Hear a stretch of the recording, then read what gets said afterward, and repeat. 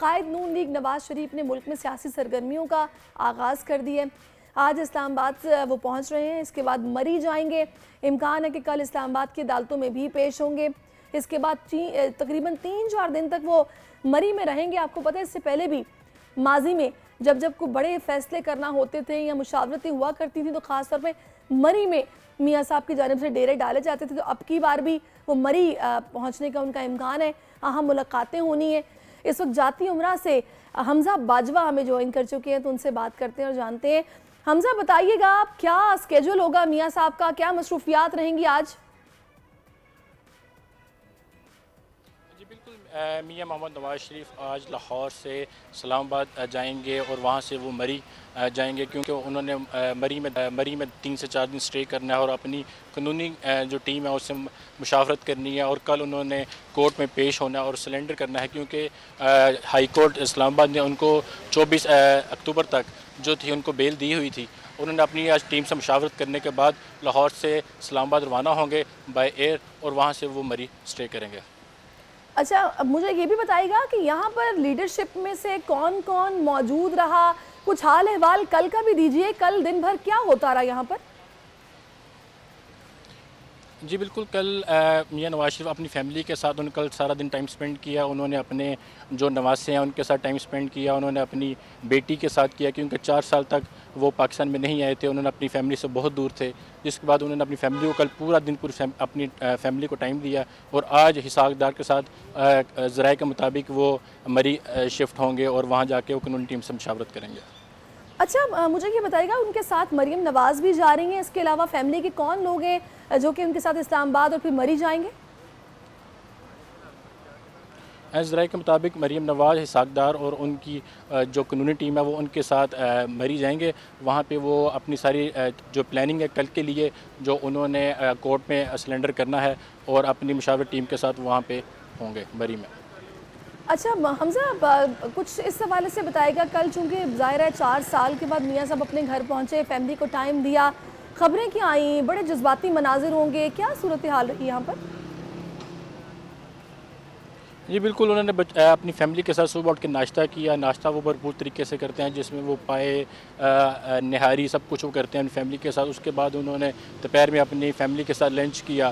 शाम को अपनी फ़ैमिली के साथ उन्होंने गार्डन में बैठ के चाय पी और अपने बच्चों के साथ खेले। उन्होंने कहा कि मैं अपने बच्चों को बहुत मिस कर रहा था, जो 4 साल से मैंने उनको देखा नहीं, मेरे पास थे नहीं। शुक्रिया हमजा, बहुत शुक्रिया। आपसे मजीद भी जानते रहेंगे। इस वक्त जस्टिस रिटायर्ड शाइक उस्मानी साहब जो कि मून है वो इस वक्त हमें ज्वाइन कर चुके हैं, उनसे बात करेंगे। अस्सलाम वालेकुम जस्टिस साहब, सबसे पहले मुझे ये बताइएगा कि अभी मियाँ साहब, पहले आपको पता है कल ही जब वो इस्लामाबाद लैंड किए तो उन्होंने वहाँ पर डॉक्यूमेंट्स पर सिग्नेचर किए, जो अपीलों की बहाली की दरख्वास्तें थी वो जमा करवाई गई।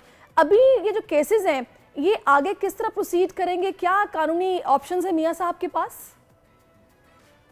देखिए, मियाँ साहब के पास कोई ऑप्शन नहीं है। ये तो उनकी खुशकिस्मती है कि वो उनको अरेस्ट नहीं किया गया आते हुए और वो उनको इजाज़त दे दी गई कि वो जाके जलसा वगैरह कर लें। खैर वो एक किस्म का सियासी फैसला था जो किया गया इस वजह से कि शायद वो लोग चाहते थे कि मुल्क में अफरा तफरी ना हो।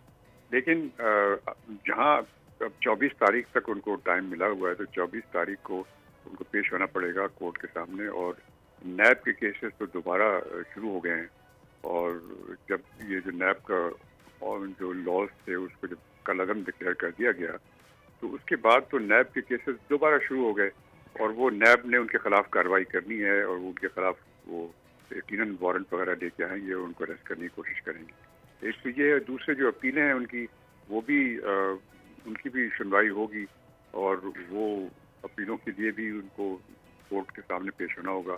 तो उनके सामने तो काफ़ी प्रॉब्लम्स मौजूद हैं अभी। इतनी आसानी से वो बच नहीं सकेंगे जितनी आसानी से उन्होंने आकर के लाहौर में मीनार पाकिस्तान पे तकलीफ दी। अच्छा जस्टिस साहब, जैसा कि आप कह रहे हैं कि आगे बड़ी कॉम्प्लिकेशंस हैं, इतना आसान नहीं होंगी चीज़ें।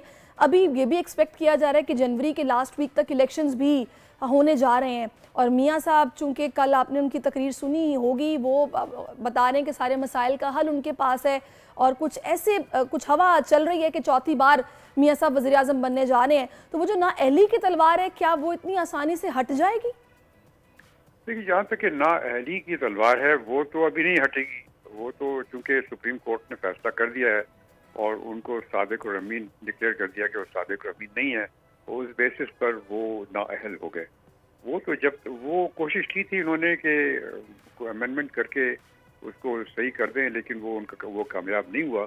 और वो तो अपनी जगह बरकरार है, क्योंकि वो उन्होंने कहा था उस जो प्रैक्टिस प्रोसीजर्स एक्ट जो था उसकी जो इतलाक है उसका बाद में होगा, इन पहले वाले केसेस पे नहीं होगा। तो उनके केसेस पे तो उसका इतलाक नहीं होगा जब तक कि उसमें रिव्यू में ना जाएं वो, और उसको दोबारा उसको एग्जामिन न करवाएं, और फिर ये जो पुराने केसेस हैं उन पे भी इतलाक न करवाएं, तब तक वो तलवार तो उन पर लटकी हुई है और वो नाअहल रहेंगे और वो मेंबर असेंबली के नहीं बन सकते। अगर मेंबर असेंबली के नहीं बन सकते तो वो प्राइम मिनिस्टर भी नहीं बन सकते। सही। अच्छा, तो जस्टिस साहब, अभी कुछ खबरें ऐसी भी हैं कि ये बताया जा रहा है कि मुमकिन है कि मियां साहब कल जाएं और जाकर खुद से गिरफ्तारी दे दें। तो अभी कानूनी नुक्ता नज़र से होना क्या चाहिए? क्या मियां साहब को जाकर सरेंडर करना पड़ेगा, क्योंकि कल तो जमानत भी खत्म हो जाएगी? कानूनी तरीकाकार क्या हो सकता है? कानूनी तरीकाकार यही हो सकता है कि वो सरेंडर करेंगे और सरेंडर करने के बाद दोबारा वो बेल के लिए एप्लीकेशन फाइल करेंगे। उसकी बेल की एप्लीकेशन जो है वो उसकी सुनवाई होगी, और अगर कोर्ट मुनासिब समझती है तो शायद उनको प्रोटेक्टिव बेल शायद दे दे।